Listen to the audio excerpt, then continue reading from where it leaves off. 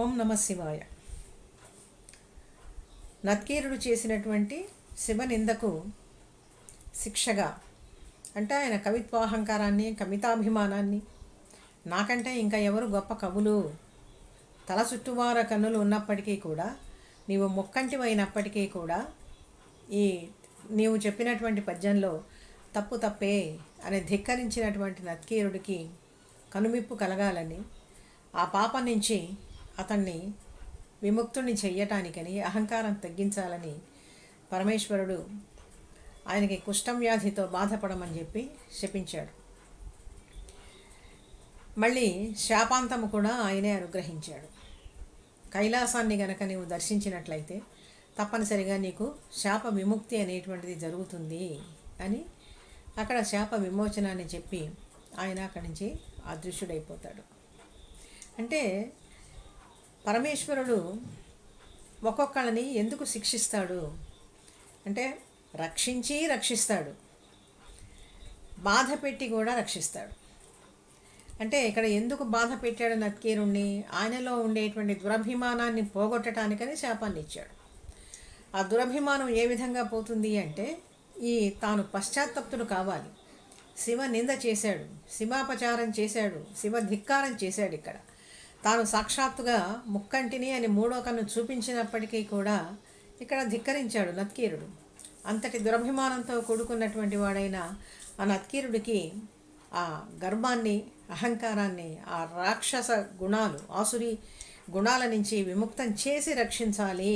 ఆయన మళ్ళీ తిరిగి శివభక్తిలో నిలపాలి, పరమేశ్వరుడి మీద భక్తి తత్పరత కలిగి ఉండాలి అనేటువంటి ఉద్దేశం చేతనే శాపము ఇచ్చాడు. ఇది కూడా ఒక అనుగ్రహమే. అప్పుడు ఈ నత్కీరుడు శివుడి పాదాల మీద పడంగానే నీవు కైలాస శిఖరాన్ని దర్శించు అని చెప్పి ఆయన అదృశ్యుడవుతాడు. అప్పుడు చాలా పశ్చాత్తాపడతాడు నత్కీరుడు. అందుకని ఇప్పుడు ఏమని బాధపడుతున్నాడో చూడండి. ఈ కవితాభిమానము వహించితి నేటికి, శంఖపీఠిపై ఈ కవులున్నయట్లు వసీయింపక, దేవునితోడ ఏలా చార్వాక మునర్చితిన్, కడు భరంబగు కుష్ఠరుజ విషాదమేకరణిన్ భరింతు, కడు భరంబగు కుష్ఠరుజ విషాదమేనేకరణిన్ ధరింతు, ఇక ఎన్నడు చూచెద వెండి గుబ్బలిన్. వీళ్ళు చాలా దక్షిణ భారతానికి చాలా చివరిలో ఉంటారు. అక్కడి నుంచి కైలాస శిఖరి అంటే సామాన్యం కాదు. ఈ రోజుల్లో లాగా ప్రయాణ సౌకర్యాలు అనేటువంటివి ఆ రోజుల్లో లేవు. ఎంత దూరం వెళ్ళినా కూడా కాలినడకే శరణ్యమయ్యేది. అందుకని ఇక్కడ బాధపడుతూ ఈ కవితాభిమానము ఏటికి వహించితి, ఎందుకు ఈ కవితాభిమానాన్ని పొందాను? ఈ శంఖ ఫలకం మీద మిగిలినటువంటి కవులు ఉన్నారు, వాళ్ళలాగా నేను కూడా మెదలకుండా ఉంటే సరిపోయేది కదా. శంఖపీఠిపై ఈ కవులున్నయట్లు వసీయింపక, దేవునితోడ ఏలా చార్వాకమునర్చితి. చార్వాకము అంటే ఇదే పిడివాదం.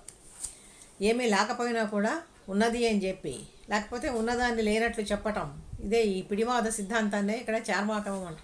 అనవసరంగా వ్యర్థ ప్రేలాపనలు ఎందుకు మాట్లాడాను. కడు భరంబగు కుష్ఠరుజ విషాదమేనే కరణిన్ ధరింతు. అందులో వచ్చినటువంటి వ్యాధి, శివుడు ఇచ్చినటువంటి వ్యాధి సామాన్యమైనటువంటిది కాదు.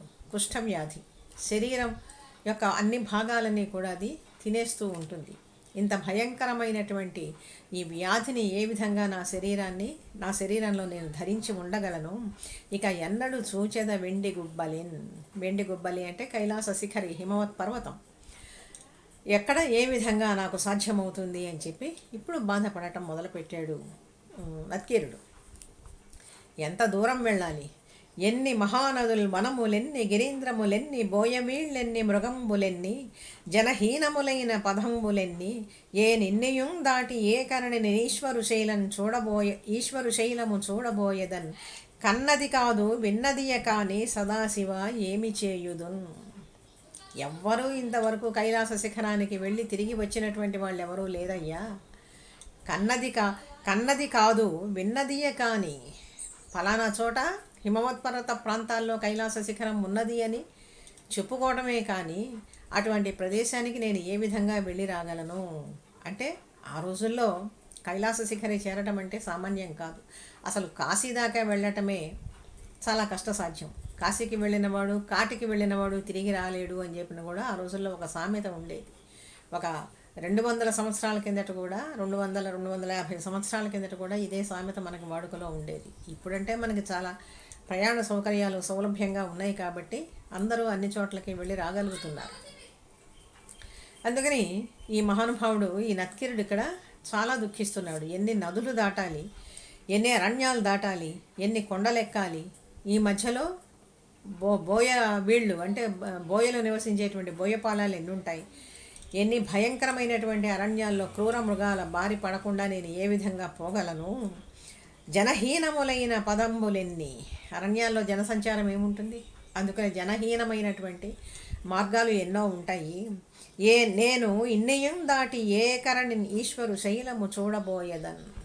ఇన్నింటిని దాటుకుంటూ ఒకచోట ఆహారం దొరకచ్చు, ఇంకొక చోట ఆహారం దొరక్కపోవచ్చు, ఇన్నింటిని దాటుకుంటూ ఏ విధంగా నేను ఆ పరమేశ్వరుడు యొక్క నివాస స్థానమైనటువంటి ఆ హిమశైలాన్ని చూడగలుగుతాను, కైలాస శిఖరిని చూడగలుగుతాను అని చెప్పి ఇక్కడ బాధపడుతూ అనుకుంటూ ఉన్నాడు నత్కీరుడు.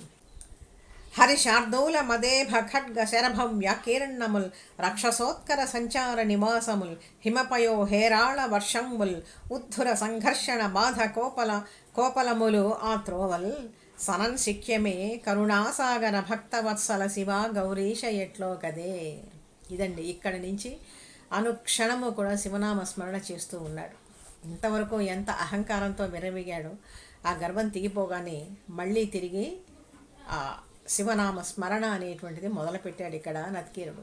అయ్యా, నీవు తప్ప ఇంకొకళ్ళు ఎవరూ కూడా దిక్కులేదు, నీవు ఇచ్చినటువంటి శాపానికి తిరుగులేదు, భయంకరమైనటువంటి మృగాలు ఈ దారిలో ఎన్ని ఉంటాయో, హరి శార్దూల మదేభ ఖడ్గ శరభం వ్యాకీర్ణముల్, సింహాలు, పెద్ద పులులు, ఏనుగులు, ఖడ్గ మృగాలు, శరభ మృగాలు. శరభములు అంటే 5 కాళ్లతో సంచరించేటువంటి మృగం ఆ రోజుల్లో ఉండేది, శరభములు. ఆ జాతి ఇప్పుడు నశించిపోయింది.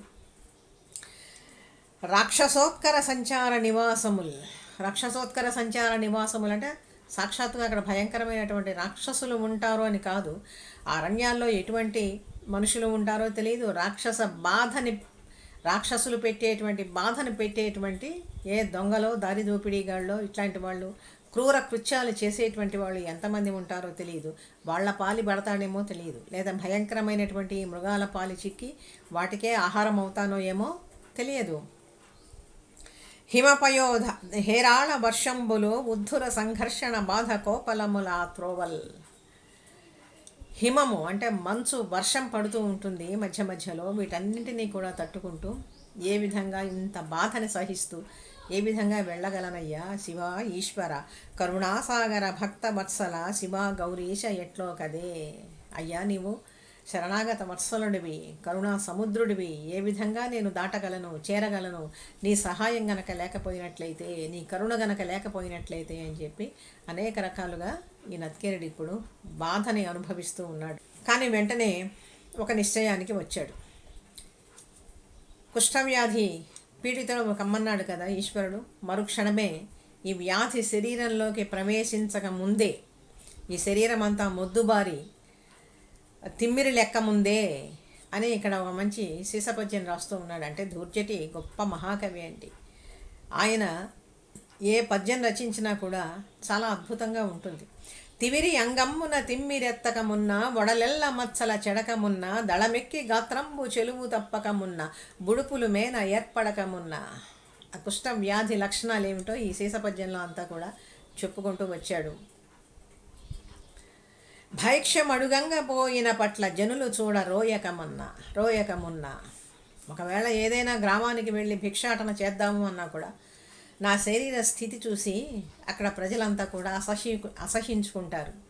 ఇటువంటి పరిస్థితులన్నీ కూడా రాకముందే నడువవలే కాక కైలాస నగము చూడగాగా కాలాడినప్పుడే, ఈ కాళ్ళు చేతులు పనిచేస్తూ ఉన్నప్పుడే కైలాస శిఖరాన్ని చూడటానికి, దర్శించటానికి బయలుదేరాలి కదా ఈశ్వర. హరుని వాక్యంబు శక్యమే పరిహరింప. ఈశ్వరుడిచ్చినటువంటి మాటని జవదాటడానికి ఎవడికి సాధ్యమవుతుంది? ఇక్కడ ఎవరికి సాధ్యం కాదు. అనుచు చింతాపరంపరలనడు వర్షముడిగి నత్కీరుడను మేఘుడు ఉత్తరంబు నడచే సంతోషమున దక్షిణమున ఉన్న కవుల ముఖ పంకజముల వికాసముందా.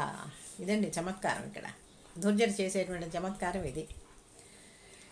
ఈ నత్కీరుడు అనేటువంటి ఒక మేఘుడు ఆయన యొక్క అహంకారము వీటినన్నింటినీ కూడా, అభిమానము, దర్పము వీటినన్నింటినీ కూడా ఇక్కడ వదిలిపెట్టేశాడు.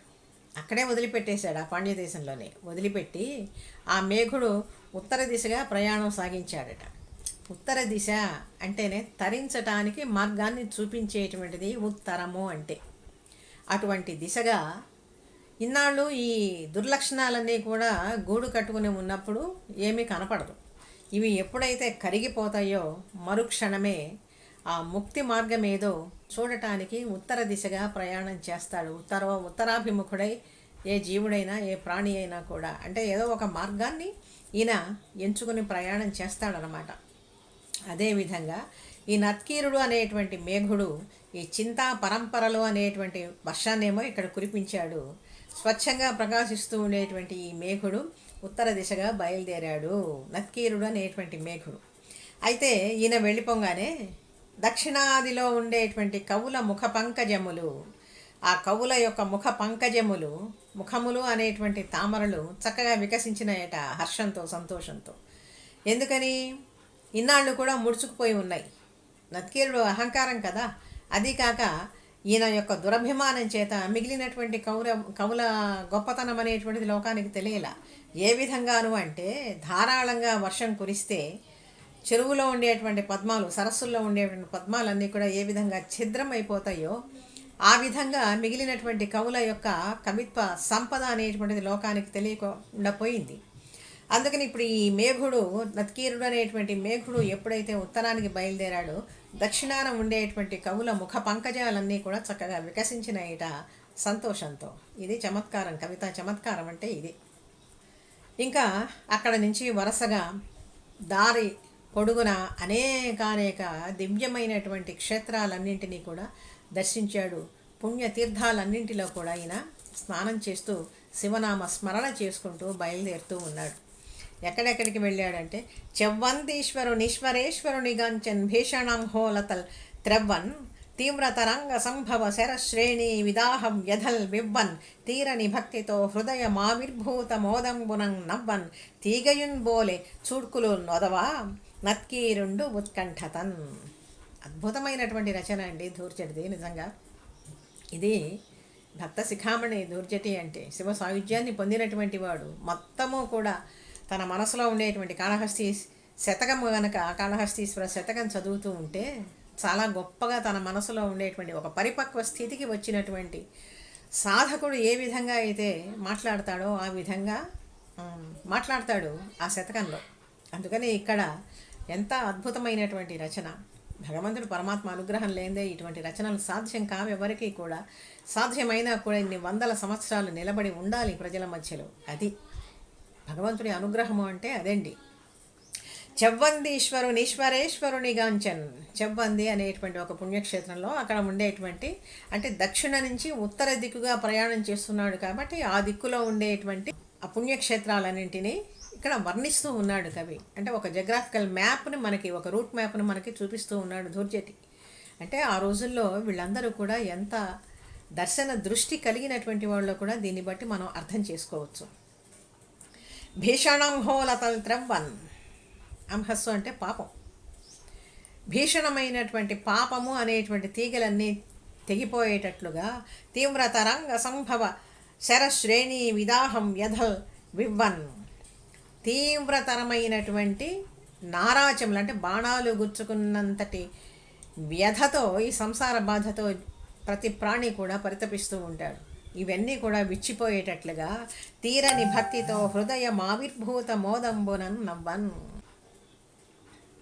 ఎప్పుడైతే మనస్సులో భక్తి బీజము అనేటువంటిది అంకురించిందో చాలా సంతోష తరంగితుడైనటువంటి భక్తుడు ముఖం మీద బాధలన్నీ మరిచిపోయి ఏ విధంగా అయితే చిరునవ్వు నవ్వుతూ ఉంటాడో, భక్తిపూర్వకమైనటువంటి శ్రద్ధాళువైనటువంటి ఆ నవ్వు అతని ముఖం మీద కనపడుతుందట. తీగయుబోలే చూడ్కులదవా. ఇది పోలిక చాలా అత్యద్భుతం. తీగయుబోలే చూడ్కులదవా. చూపులు తీగల్లాగా సాగిపోతూ ఉన్నాయట. అంటే తీగ చాలా వేగంగా ముందుకు వెళ్ళిపోతూ ఉంటుంది. మధ్యలో ఎటువంటి అవరోధాలు లేకపోయినట్లయితే ఎంత లేత తీగైనా ఏదైనా చిన్న ఆధారం దొరికినా కూడా దాన్ని ఆధారం చేసుకుని వెళ్ళిపోతుంది. ఇక్కడ ఈయనకి ఏమిటి ఆధారం? మనసులో ఉండేటువంటి శివభక్తి ఒక్కటే ఆధారం. అటువంటి శివభక్తిని ఆధారం చేసుకుని తీగయు బోలే చూట్కులదమన్ నత్కీరుండు ఉత్కంఠతన్, ఆ విధంగా తన చూపులు ముందుకు సాగిపోతూ ఉండగా ఈశ్వరుడి వైపు ఆ చూపులు ప్రసరింప చేసి అన్నిటినీ సహిస్తూ ఈయన బయలుదేరాడు. ఏ ఏ క్షేత్రాలని దర్శించాడు అని చాలా గొప్పగా ప్రతి పద్యము కూడా ఇక్కడ చాలా గొప్పగా ఉంటుంది. తర్వాత జంబూనాథ శివలింగాన్ని చూస్తాడు. అనంతరం కావేరీ నదిలో స్నానం చేస్తాడు. కావేరీ నదిని చూడండి ఎంత గొప్పగా ఇక్కడ దుర్జటి వర్ణిస్తూ ఉన్నాడు. చని చని దాటే అనంత కవిచంద్రుడు ధన్య కవేర కన్య జీవనసిత ఖడ్గ ఖండిత భవ ప్రభవాఘ విరోధి సైన్య పావన నిజనామ సంస్మరణ వారిత మానవ దైన్య నిత్య మజ్జన రత కోటి ముక్తి పద సౌఖ్య వదాన్య కృతావగాహుడై. ఇది కావేరీ నది యొక్క గొప్పతనాన్ని గురించి ఎంత అంత్యప్రాసలతో ఎంత గంభీరమైనటువంటి అర్థము, దీర్ఘమైనటువంటి సమాస రచన అన్నీ కలగలిపినటువంటి రచన అండి ఇక్కడ. దుర్జటి రచన అంటే సామాన్యం కాదు. చని చని దాటే అంత కవిచంద్రుడు ఇక్కడ అంతవరకు కూడా కవిత్వ అహంకారంతో ఉన్నాడా? అక్కడెక్కడ కూడా కవిచంద్రుడు, కవి సత్తముడు, కవిమూర్ధన్యుడు, కవి వృషభుడు అనేటువంటి పదాలు ఎక్కడా కూడా రాలా. ఎప్పుడైతే అహంకార నాశనం జరిగిందో ఇప్పుడు ఇక్కడ దుర్జటి కూడా చెప్తూ ఉన్నాడు కవి చంద్రుడు అని చెప్పి ఇక్కడ చెప్తూ ఉన్నాడు. అంటే మనస్సుకి ఆహ్లాదాన్ని కలిగించేటువంటిది చంద్రబింబం. మనస్సుని చంద్రుడితో పోలుస్తూ ఉంటారు. అంటే మనస్సంకల్పం అనేటువంటిది అంత ఆహ్లాదంగా ఇప్పుడు ఈయనకి తయారైంది. అందుకని ఇక్కడ కవిచంద్రుడు అని చెప్పి నేను అంటూ ఉన్నాడు. చని చని దాటెనంత కవిచంద్రుడు ధన్య కవేర కన్య. ఆ కావేరిని ఎటువంటిది? అది జీవనసిత ఖడ్గ ఖండిత భవ ప్రభవాఘ విరోధి సైన్య.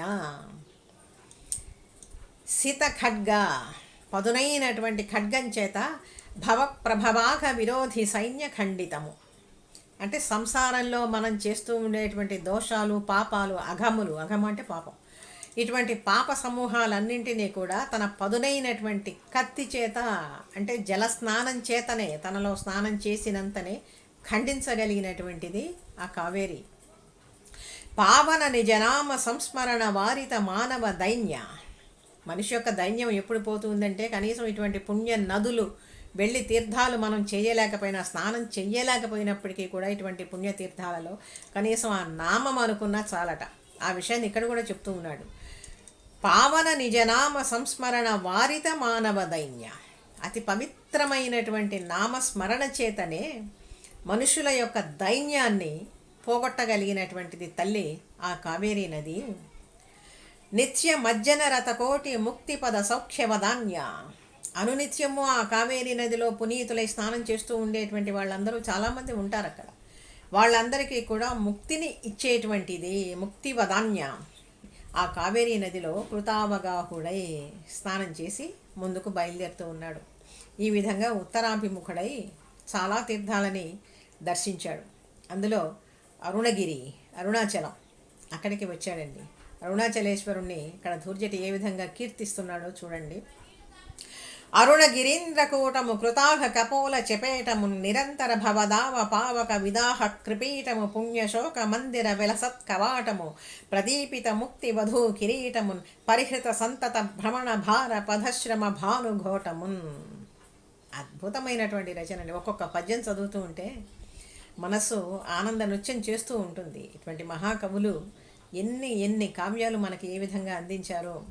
భాష ఎంత నేర్చుకోవాల్సి ఉన్నదో ఈ రోజుల్లో, మరి ఎంత చక్కని భాష, ఎంత అద్భుతమైనటువంటి పదగుంఫనం అందులో కనపడుతూ ఉంటుందో దాన్ని ఎంతగా మనం నేర్చుకోవాలనేటువంటిది ఇటువంటి పద్యాలు చదువుతూ ఉంటే మనకి తెలుస్తుంది.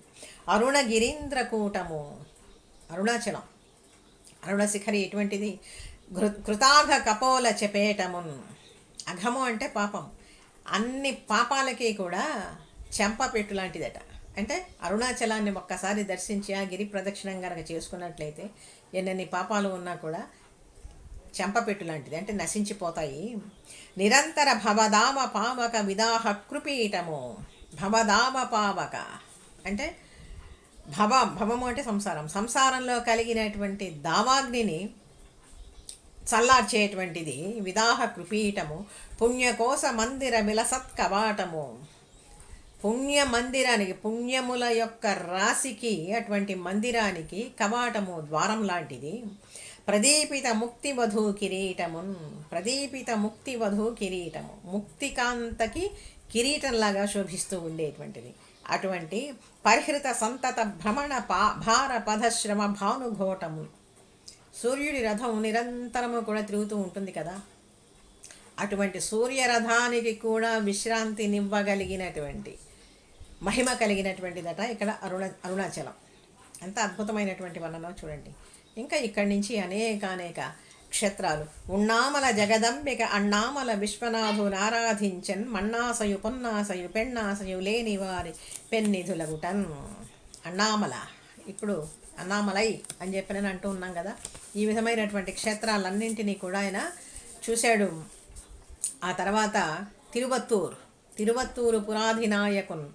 ఆ తిరువత్తూరులో ఉండేటువంటి అక్కడ ఉండేటువంటి ఈశ్వరుడికి ఓదిపిచ్చ నయనారు అని చెప్పినని పేరండి. ఇవన్నీ కూడా తమిళంలో చాలా సుప్రసిద్ధమైనటువంటి క్షేత్రాలు మనకి దక్షిణాపథంలో.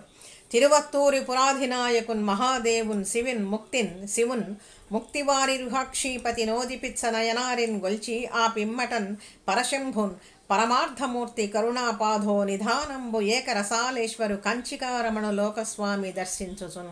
అనంతరము కంచి క్షేత్రానికి వచ్చాడు, కంచి నగరానికి వచ్చాడు. ఏకరసాలేశ్వరు, అక్కడ ఉండేటువంటి ఈశ్వరుణ్ణి అక్కడ సేవించాడు ఆయన. అనంతరం పెన్నా నది దగ్గరికి వచ్చాడు. విక్రమసింహపురి. ఇప్పుడు విక్రమసింహపురి అంటే మరి ఎంతమందికి తెలుస్తుందో తెలియదు. ఆ రోజుల్లో నెల్లూరు పట్టణాన్ని విక్రమసింహపురి అని చెప్పి అనేవాళ్ళు ఆ రోజుల్లో. అందుకని అటువంటి విక్రమసింహపురి, విక్రమసింహ నగరాసన్నయగు పెన్నయున్. నెల్లూరుని ఆనుకుని ప్రవహిస్తూ ఉంటుంది కదా పెన్నా నది. ఆ పెన్నా నదిలో కూడా స్నానం చేశాడు. ఎటువంటి తీర్థాలన్నింటిలో కూడా, దివ్య తీర్థాలన్నింటిలో కూడా స్నానం చేశాడు. అంటే గుండ్లకమ్మ కూడా ఇక్కడ చెప్తూ ఉన్నాడండి. ఇప్పుడు మనకు చిన్న వాగులాగా ఉన్నదేమో, మరి ఆ రోజుల్లో పెద్ద నది అది. ఆ గుండ్లకమ్మని, తర్వాత కృష్ణానదిని, గోదావరి, వీటన్నింటినీ కూడా దాటుకుంటూ వచ్చి ఆ పవిత్రమైనటువంటి తీర్థాలలో స్నానం చేసి అక్కడ వేంచేసి ఉండేటువంటి దేవతా దర్శనం చేసుకొని అనంతరం కుక్కుటేశ్వర స్వామిగా వెలసాడు అక్కడ ఈశ్వరుడు. పీఠికాపురం, ఇప్పుడు ప్రస్తుతం మనం పిఠాపురము అని చెప్పి నేను అంటూ ఉన్నాం. అక్కడ ఆయనని దర్శించుకున్నాడు. కుక్కుటేశ్వర పీఠంబగు పీఠికాపురంబును. తర్వాత సింహాచల ప్రాంతానికి కూడా వచ్చాడు. అనంతరం శ్రీకూర్మం, గోకర్ణం, తర్వాత కటకంలో ఉన్నటువంటి జంబుకేశ్వర లింగం, జలలింగం అది. ఆ జంబుకేశ్వరుణ్ణి దర్శించుకున్నాడు. అనంతరం పితృదేవతలందరూ కూడా ఆరాధించబడేటువంటి అతి పవిత్రమైనటువంటి స్థలం గయా ప్రాంతానికి కూడా వచ్చాడు. పితృముక్తి నివాసంబగు గయాస్థానంబును సేవించుచున్ నక్కీరుండు సనునప్పుడు ముందట. ఆ గయా ప్రాంతానికి కూడా వచ్చాడు. గయ దగ్గరికి రాగానే అతి పవిత్రమైనటువంటి గంగామ్మ తల్లి అక్కడ కనపడింది. గంగానది వర్ణన చాలా అద్భుతంగా చేస్తాడు ఇక్కడ ధూర్జటి. ఈ పద్యం ఒకసారి చదువుకుందాం చూడండి. కంచన పంకజాత విలసద్గంధాంధసారంగా ఫేనాంచతుంగ తరంగ వారినిధి సీతాగంతరాభంగ రోమాంచ స్వేద జలాశ్రుపూర్ణ జనకాత్మానంద సంపన్మనోమంచగ్రస్థిత విశ్వనాథ పద సమ్యక్ సంగా గంగానదిన్. ఇటువంటి గంగానదిని ఆయన చూశాడు. ఇంత పవిత్రమైనటువంటి గంగానదిని అక్కడ చూశాడు ఈయన. ఆ గంగానదిలో, అంత పవిత్రమైనటువంటి ఆ గంగా నదిలో స్నానం చేసి విశ్వేశ్వరుని దర్శించి విశాలాక్షి దేవికి నతులు సలిపి కాలభైరవుణ్ణి దర్శించి అక్కడ డుంఠి వినాయకుడు అని చెప్పి ప్రత్యేకమండి. ఆ డుంఠి వినాయక స్వామి దర్శనం చేసుకొని అక్కడి నుంచి కదిలాడు. ఇంకా ఇంత దూరం పాపం నడుచుకుంటూ వచ్చాడు. నడిచేసరికి శరీరంలో ఇంకా శక్తి అనేటువంటిది ఉడిగిపోయింది. ఇక నడవలేకపోతూ ఉన్నాడు. అక్కడి నుంచి నడవలేక నడుము పట్టుకుపోతూ ఉన్నది. కాళ్ళు పీక్కుపోతూ ఉన్నాయి. శరీరంలో చాలా బాధ మొదలైంది ఆయనకి అప్పటికే. కొన్ని పయనంబులు మొయ్యనొయ్యన పోయి నడుమ నోపిక లేక నడుము పట్టుక నిలబడి కూర్చుండి. నడుము పట్టుకుపోతా ఉంది. కాసేపు నిలబడుతున్నాడు, కాసేపు కూర్చుంటూ ఉన్నాడు. ఈ విధంగా చాలా శరీరం అంతా కూడా రక్తసిక్తమవుతా ఉన్నది. నిర్మనుష్యంబు బహుసత్వ నిష్ఠురంబైన కానన మధ్యంబునందు చిక్కి దిక్కు కానక దీనతాధీన హృదయుడగుచు నత్కీర కవిచంద్రుడగ్రభూమి. ఒక మహారణ్యంలో చిక్కుపడిపోయాడు. అక్కడి నుంచి కదలలేకపోతూ ఉన్నాడు. దీనతాధీన హృదయుడగుచు అంటే మిక్కిలి దైన్యంతో కూడినటువంటి హృదయం కలిగినటువంటి వాడై ఆ భయంకరమైనటువంటి కానన మధ్యంలో ఆయన చిక్కుకొని పోయినాడు. అనంతరం ఏం జరిగిందో, దేన్ని దర్శించాడో, ఏమి చూశాడో అనేటువంటిది తెలుసుకుందాం ఈశ్వరానుగ్రహం చేత.